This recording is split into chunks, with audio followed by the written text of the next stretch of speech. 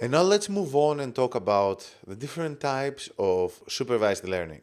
So supervised learning is the most common use type of machine learning. So in this high-level overview in this lecture, just going to briefly talk about the different flavors of supervised learning and what's the main concept, the main principles behind it. So the concept of learning in a machine learning system can be defined as follows. The goal is to improve with experience at some task. So the task in supervised learning is to match the input we see here to the output. So the algorithm sits in the middle between the input and the output, and it tries to figure out a relationship to connect the two with each other. The term supervised learning originates from the fact that there is some component of the algorithm that supervises this process and provides feedback to the algorithm in order to improve as it tries to learn the relationship that matches the input to the output.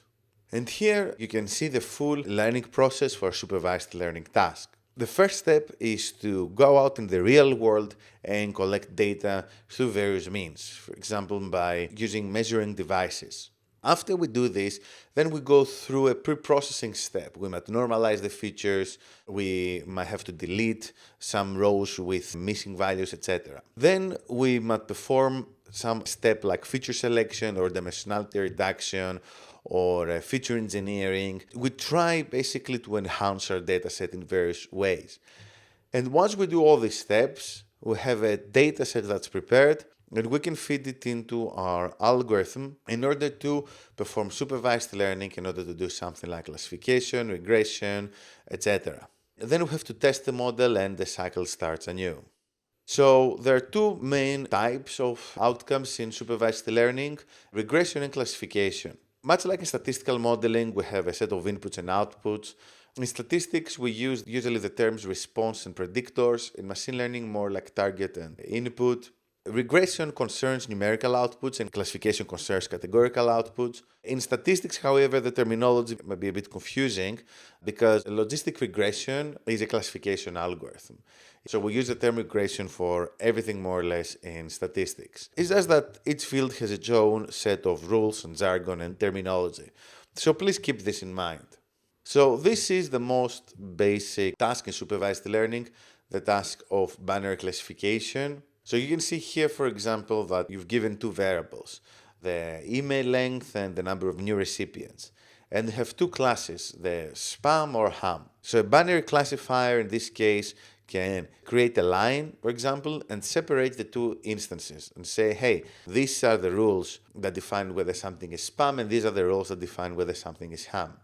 Multi-class classification extends to multiple categories. So if instead of spam or ham we had, let's say, different topics, maybe an email is a personal, another email is professional, another email is an offer from some online retail store, then using multi-class classification algorithms, we can figure out in which one of those categories the mail belongs to. Multi-label classification refers to a case where a single instance can have multiple labels simultaneously. So maybe an email could be, for example, at the same time personal, but also, professional or something like that. So in multi-class classification, each category is completely discrete. In multi-label, they are merged within a single instance. So multi-label classification takes place most often in the context of computer vision. So you can give, for example, to an algorithm an image, and then the algorithm can tell you whether they detect certain objects or not in this image. So in this image, for example, the algorithm detects the house, a tree, and a cloud.